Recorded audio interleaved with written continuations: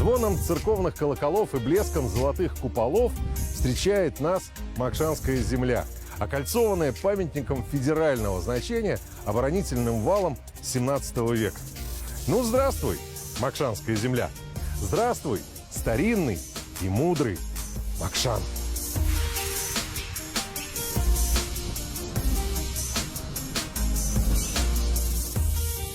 Друзья, и в путешествии по Макшанскому району нам любезно согласилась помогать экскурсовод, профессиональный гид Виктория Дьячкова. Вика, здравствуй. Здравствуйте. Вик, скажи, пожалуйста, почему мы решили встретиться именно здесь?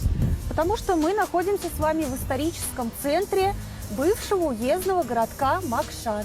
И украшением его является одно из зданий, которое расположено прямо за нами. Это здание присутственных мест, построено еще в начале 19 века, а точнее в 1802 году. Здравствуйте. Здравствуйте. Извините, а мы можем к вам обратиться? Да, с радостью. А расскажите, что расположено в этом здании? На первом этаже этого здания расположено уездное казначейство, а на втором этаже полицейское управление. И я являюсь его представителем. А вас что-то интересует? Нет. Тогда разрешите откланяться. Если будут какие-то проблемы, вы всегда сможете найти меня здесь. Я, кстати, старший следователь, Соколов Николай Алексеевич. Очень приятно. Всегда буду рад вам помочь. Что ж, до свидания, господа. До свидания. До свидания, все хорошо. Вик, а объяснишь, что это за Соколов Николай Алексеевич? Да, это следователь Соколов, который занимался расследованием убийства царской семьи. Что ты говоришь? Да, и надо сказать, что мы гордимся тем, что он наш земляк. Он родился у нас в Макшане. Но, к сожалению, для спасения своего следственного материала и для написания отчета о расправе над царской семьей ему в 1920 году пришлось покинуть свою родину. Но о его жизни и о том, какие трудности он переживал при расследовании, вы можете узнать, и все остальные могут узнать, приехав на его малую родину, то есть к нам в Макшан, сюда. Здорово! Итак, куда мы движемся сейчас? Я думаю, нам нельзя пройти мимо уникального сооружения пожарной каланчи, которая сохранилась в первоначальном виде. А я вот, да, хотел спросить, что это за здание. Пойдем? Да, Пойдем. пойдемте.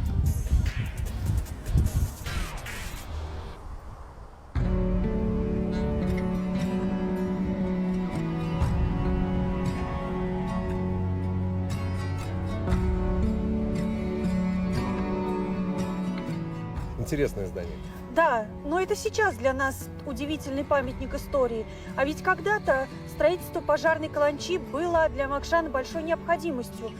Большинство зданий было деревянными, и, как вы понимаете, пожары были очень частым явлением. не редкость. Конечно.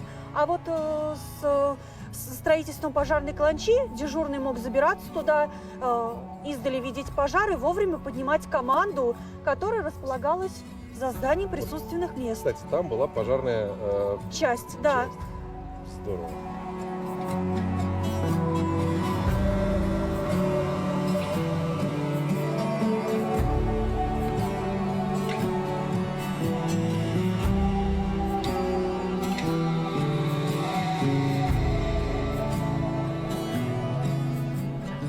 Ну вот мы с вами и подошли к тому историческому месту, куда я вас и приглашала, где когда-то находилась одна из башен крепости.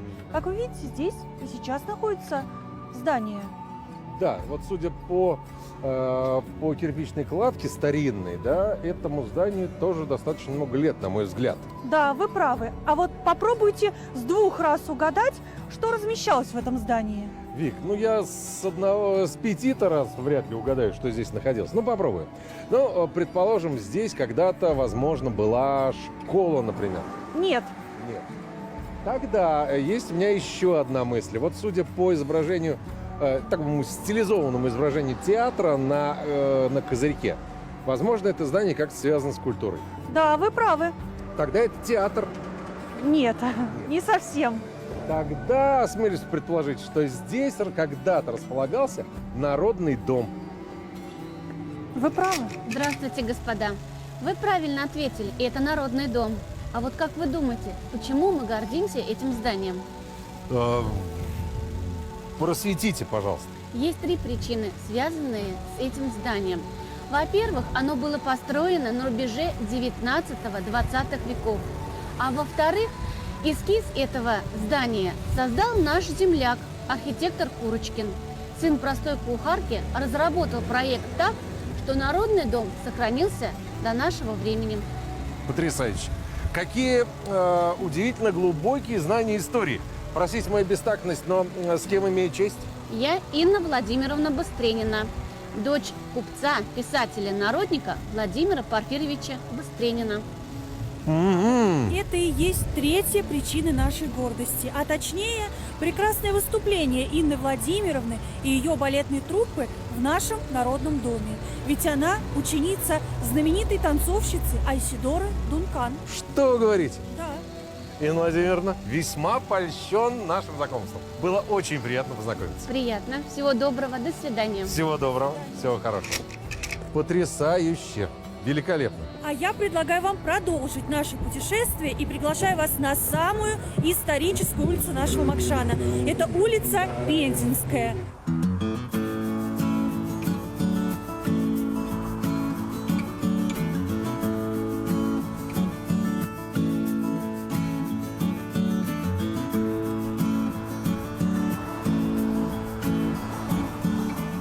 Среди купеческих домов на улице Пензенская расположился вот этот добротный, красивый дом приказчика купца Быстренина, крестьянина Егора Егоровича Малышкина. Вик, а вот вижу ворота, а что там внутри? Туда можно пройти? А вот вы постучите и узнаете. Ну, хорошо, я тогда пошел стучать. Иду. Нас встречают. Здравствуйте. Здравствуйте, Проходите. разрешите? Конечно, Спасибо. проходите. Гостям в нашем доме всегда рады. С Пойдемте, удовольствием. пойдемте.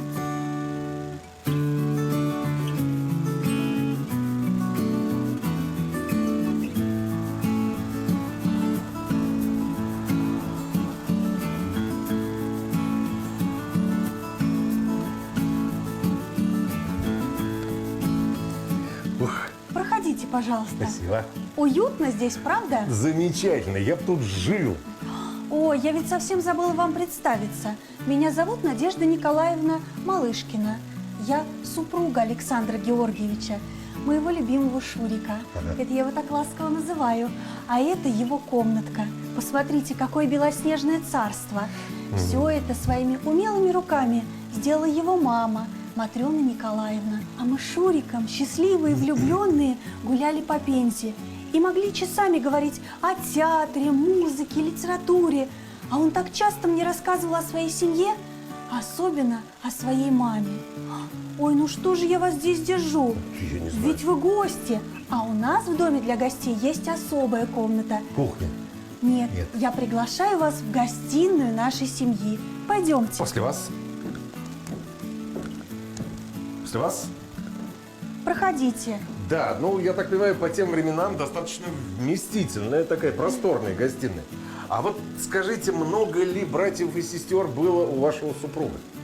В счастливом браке Матрена Николаевна, мама Александра, подарила своему мужу 8 детей. Ох ты! 2 девочек и 6 мальчиков. И Александр был первенцем в их семье. Прекрасно. Но я так думаю, что на гостиной не заканчиваются все комнаты, да, этого дома. Конечно, нет. Идем дальше? Да, я приглашаю вас дальше. Спасибо.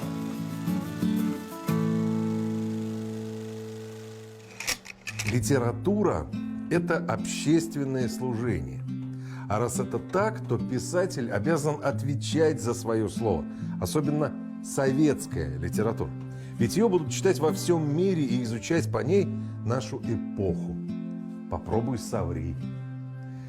Хорошо сказано. Эти слова принадлежат автору удивительного романа «Люди из захолустья» Александру Георгиевичу Малышкину. Сегодня музей – это не только литературно-мемориальный памятник истории, но и один из культурных центров жизни Макшана. Здесь вы можете насладиться игрой молодых начинающих актеров литературно-театральной студии «Маска», а также прослушать стихи замечательные стихи макшанских и пензенских поэтов. Спасибо вам, Ольга. Спасибо огромное. Ну, а мы, с вашего позволения, спустимся на полуподвальный этаж, в пекарню, которая была в этом доме, и познакомимся еще с одним чудом, которое может быть здесь, в этом доме. Хорошо?